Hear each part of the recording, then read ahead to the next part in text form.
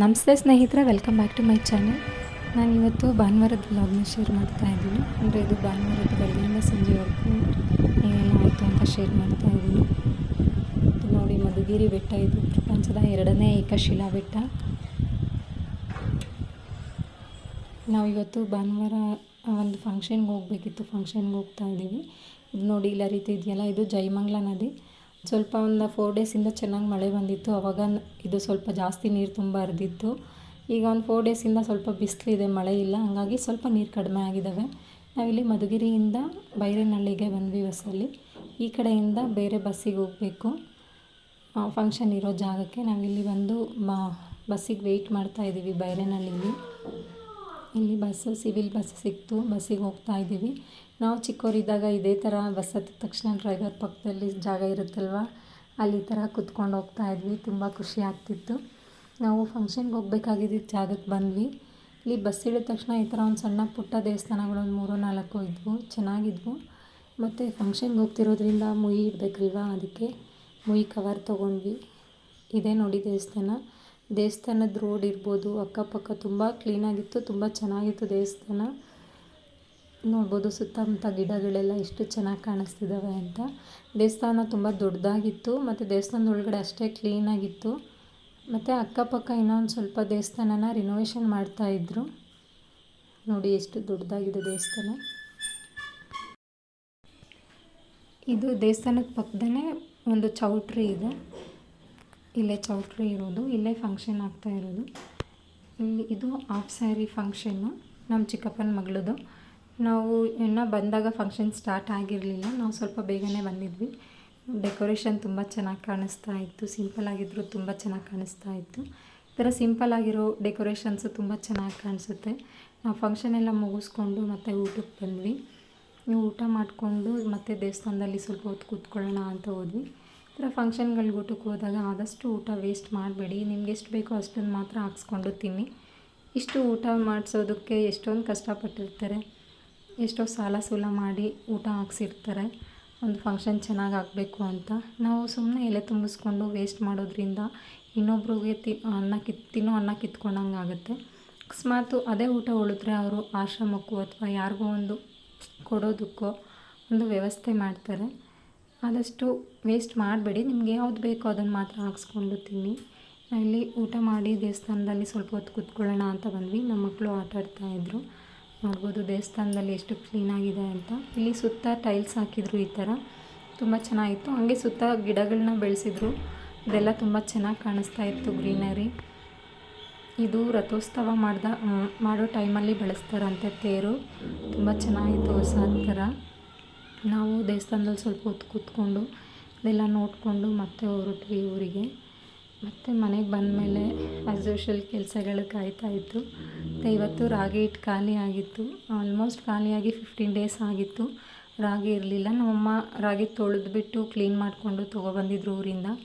ಇವತ್ತು ಸ್ವಲ್ಪ ಬಿಸಿಲು ಚೆನ್ನಾಗಿತ್ತಲ್ಲ, ನಾನು ಬಿಸಿಲಿಗೆ ಹಾಕಿ ಹಿಟ್ಟು ಮಾಡಿಸ್ಕೊಂಡು ಬರೋಣ ಅಂತ ಬಿಸಿಲಿಗೆ ಹಾಕ್ತಾಯಿದ್ದೀನಿ. ತುಂಬ ಗಾಳಿ ಇತ್ತು, ರಾಗಿ ಒಣಗಾಕೋಕ್ಕೂ ಆಗ್ತಾ ಇರಲಿಲ್ಲ. ನೋಡ್ತಿರ್ಬೋದು ಬಟ್ಟೆ ನಾನು ಒಂದು ಕಡೆ ಹಾಕ್ತಾಯಿದ್ರೆ ಅದು ಇನ್ನೊಂದು ಕಡೆ ಮರ್ಚ್ಕೊಳ್ತಾ ಇತ್ತು. ರಾಗಿ ಒಣಗಾಕಿ ನಿನ್ನೆ ಬಟ್ಟೆ ಒಣಗಾಕಿದ್ವಿ, ಅವೆಲ್ಲ ಎತ್ಕೊಳ್ತಾ ಇದ್ದೀನಿ. ಗಾಳಿ ತುಂಬ ಚೆನ್ನಾಗಿತ್ತು, ಬಟ್ಟೆ ಎಲ್ಲ ಬೇಗ ಚೆನ್ನಾಗಿ ಒಣಗಿಬಿಟ್ಟಿದ್ವು.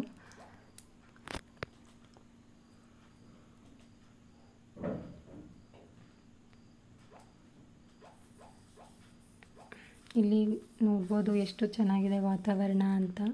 ಬಿಸಿಲು ತುಂಬ ಚೆನ್ನಾಗಿತ್ತು, ಸ್ವಲ್ಪ ಮೋಡ ಸ್ವಲ್ಪ ಬಿಸಿಲು ಎಲ್ಲ ಮಿಕ್ಸ್ ಇತ್ತು, ತುಂಬ ಚೆನ್ನಾಗಿ ಕಾಣಿಸ್ತಾ ಇತ್ತು. ನಾನು ಬಟ್ಟೆ ಎತ್ಕೊಂಡು ಕೆಳಗಡೆ ಹೊರಟೆ.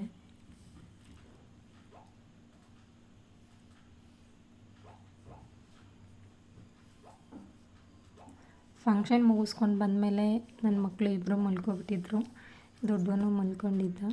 ನಾನು ಬೆಳಿಗ್ಗೆ ಟೊಮೊಟೊ ಗೊಜ್ಜು ಮತ್ತು ಅನ್ನ ಮಾಡಿಟ್ಟು ಹೋಗಿದ್ವಿ ಊಟಕ್ಕೆ. ಇದು ಸಂಜೆ ವಿಡಿಯೋ. ಇವತ್ತು ಭಾನುವಾರ ಆಗಿರೋದ್ರಿಂದ ನಮ್ಮದು ವಾರ ಇತ್ತು, ಸಂಜೆ ವಾರ ಮಾಡ್ಕೊಳ್ಳೋಣ ಅಂತ. ಬೆಳಿಗ್ಗೆ ಫಂಕ್ಷನ್ಗೆ ಹೋಗಿದ್ವಲ್ವ, ಸೊ ಮಾಡೋಕ್ಕಾಗಲಿಲ್ಲ, ಅದಕ್ಕೆ ಸಂಜೆ ಮಾಡ್ಕೊಳ್ಳೋಣ ಅಂತ ಮಾಡ್ತಾಯಿದ್ದೀನಿ. ಆಲ್ಮೋಸ್ಟ್ ಈ ನಡುವೆ ನಾನು ಸಂಜೆನೇ ಪೂಜೆ ಮಾಡೋದು. ಇದು ವಾರ ಕೂಡ ಮಾಡಾಯಿತು. ನಮ್ಮ ಮನೆಯವರು ಹೂವಿನ ಮಂಡಿಗೆ ಕೆಲ್ಸಕ್ಕೆ ಹೋಗೋದ್ರಿಂದ ಹೂವಕ್ಕೇನು ಅಷ್ಟೊಂದು ಇದನ್ಸಲ್ಲ. ಪ್ರತಿ ವಾರವೂ ಹೂವು ಇರುತ್ತೆ, ಬಾಗಿಲಿಗೆ ಹಾಕೋಕ್ಕೆಲ್ಲ ಎಕ್ಸ್ಟ್ರಾ ತೊಗೊಬರ್ತಾರೆ.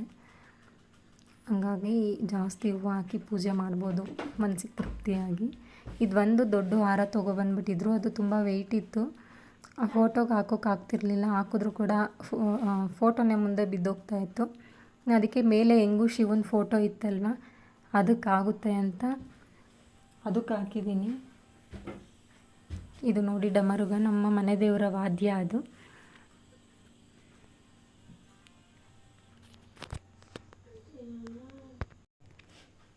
ಅದಕ್ಕೆ ಇಲ್ಲಿನ ಮೇಲೆ ಫೋಟೋ ಇದ್ದಿದ್ದರಿಂದ ಅಲ್ಲೇ ಹಾಕಿದೆ. ಇದು ಚೆಂಡು ಹೂವು ಎಲ್ಲ ನೆನ್ನೆ ಭಾನುವಾರಕ್ಕೆ ಅಂತಲೇ ತೊಗೊಂಡು ಬಂದಿದ್ದರು. ಇದು ರಾಗಿ ಒಣಗಾಕಿದ್ನಲ್ವ, ಬಿಸಿಲಿಗೆ ಹಾಕಿದ್ನಲ್ವ, ನನ್ನ ತಮ್ಮ ಹೋಗಿ ಹಸಿಟ್ಟು ಮಾಡಿಸ್ಕೊಂಡು ಬಂದ. ಸ್ವಲ್ಪ ಆರ್ಕೊಳ್ಳಿ ಅಂತ ಚೀಲ ಬಿಚ್ಚಿ ಇಟ್ಟಿದ್ದೀನಿ. ಇಲ್ಲಿ ದಿವಾನ್ ಕಟ್ ಮೇಲೆಲ್ಲ ಬೆಡ್ಶೀಟ್ ಹಾಕಿರೋದು ಇದೆಲ್ಲ ನನ್ನ ಮಕ್ಕಳು ಇಲ್ಲದೆ ಇರುವಾಗ ಅಷ್ಟೇ ಈ ಥರ ಇರುತ್ತೆ. ನನ್ನ ಮಕ್ಕಳು ಹೊರಗಡೆ ಹೋಗಿದ್ರು, ಅದಕ್ಕೆ ಸ್ವಲ್ಪ ನೀಟಾಗಿ ಕಾಣಿಸ್ತಾ ಇದೆ. ಅವ್ರು ಒಳಗಡೆ ಬಂದರೆ ಒಂದು 5 ನಿಮಿಷನೂ ಆ ಬೆಡ್ಶೀಟಲ್ಲಿರಲ್ಲ, ತೆಗೆದು ಎಸೆದ್ಬಿಡ್ತಾರೆ ಎಲ್ಲ. ನಾನಿಲ್ಲಿ ರಾತ್ರಿ ಅಡುಗೆ ಮಾಡ್ಕೊಳ್ತಾ ಇದ್ದೀನಿ. ನೆನ್ನೆದೇ ಸ್ವಲ್ಪ ಸಾಂಬಾರಿತ್ತು, ಮುದ್ದೆಗೆ ಇಟ್ಟಿದ್ದೀನಿ. ಪಾತ್ರೆ ತೊಳೆದಿರೋದೆಲ್ಲ ಟಬ್ಬಲ್ಲೇ ಇತ್ತು, ಎಲ್ಲ ಸ್ಟ್ಯಾಂಡಿಗೆ ತೆಗೆದು ಜೋಡಿಸ್ಕೊಳ್ತಾ ಇದ್ದೀನಿ. ಮುದ್ದೆನೂ ರೆಡಿ ಆಯಿತು, ಮುದ್ದೆ ತೊಳಿಸ್ತಾ ಇದ್ದೀನಿ.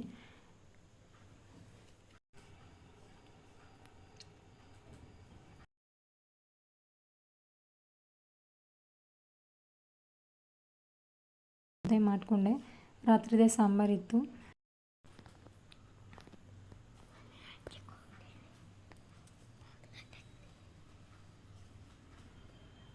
ಇಲ್ಲಿ ಮುದ್ದೆ ಮಾಡಿ ಬಿಸಿದು ಊಟ ಮಾಡಿ ನಮ್ಮಮ್ಮ ಬಂದ ಮೇಲೆ ಬಟ್ಟೆ ಮಡ್ಚಿಕೊಡ್ತಾ ಇದ್ದಾರೆ.